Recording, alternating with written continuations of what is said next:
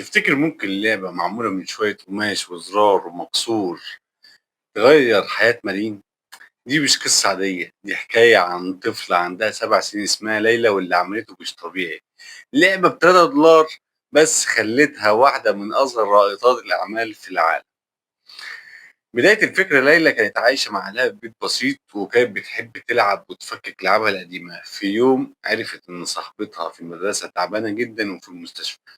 قررت تعمل لها مفاجأة، جابت شوية قماش من هدوم قديمة وزرار مكسور وخيط وقعدت تخيط لعبة على شكل أرنب صغير، سمته أرنب الأمل. اللعبة كانت بسيطة جدا بس صاحبتها فرحت بيها جدا وبقت ماسكاها طول الوقت. أم صاحبتها نزلت صورة الأرنب على الانستجرام وكتبت بنت صغيرة خيطت اللعبة دي بإيديها لصاحبتها. تخيلوا كمية الحب في الحركة دي.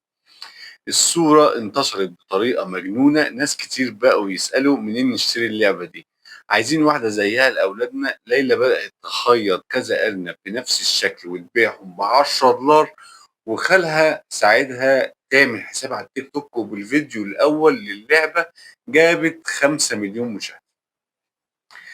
الطلبات بدأت تزيد على اللعبة وشركات ألعاب حاولت تشتري منها الفكرة، بس ليلى رفضت، قالت أنا عملت اللعبة عشان أفرّح واحدة بس لمّا لقيت إنها فرّحت الآلاف قررت أخلّي الفرح ده يكبر أكتر، وأسست مشروع اسمه ليلى يسكوب. وكل لعبة كانت بتتباع بجزء من الربح بيروح لمساعدة الأطفال المرضى. في خلال سنة باعت أكتر من نص مليون لعبة في 20 دولة، وأصبحت حديث الإنترنت والصحف العالمية. ولو وصلت لحد هنا اعمل اشتراك في القناة ودوس على لايك، ولو عامل اشتراك اعمل شير للفيديو. وتعالوا نكمل قصتنا. قصة الأرنب دي اتحولت لكتاب أطفال وبدأت شركات كرتون تتواصل معاها عشان تعملوا مسلسل كرتوني، وكمان عملوا تطبيق للموبايل بتاع الأرنب والأطفال بقوا يتعلموا منه القيم والخيال والإبداع. جالها عرض بملايين عشان تبيع المشروع لكنها رفضت وقالت جملة هزت الكل: أنا مش عايزة أبقى غنية، أنا عايزة أكون سبب في سعادة ناس أكتر. القصة دي بس بتفهمنا إن يعني مش لازم تبقى كبير ولا غني علشان تعمل حاجة عظيمة، ممكن بفكرة بسيطة وحب صادق تغير العالم كله من حواليك. فسؤال ليك دلوقتي، لو أنت معاك $3 هتعمل بيهم إيه؟ ممكن تكون أول حاجة تعملها وتبهر الدنيا بال$3 دول ما فكرة مشروع.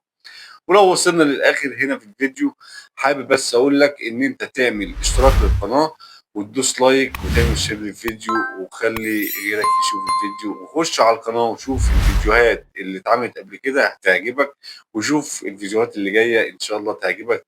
وكل أسبوع في يوم خميس بننزل فيديو جديد وبنتكلم يا إما عن قصة يا إما نحكي حكاية تانية. واستنانا كل يوم خميس هننزل فيديو جديد. واشوفكم في الفيديو القادم.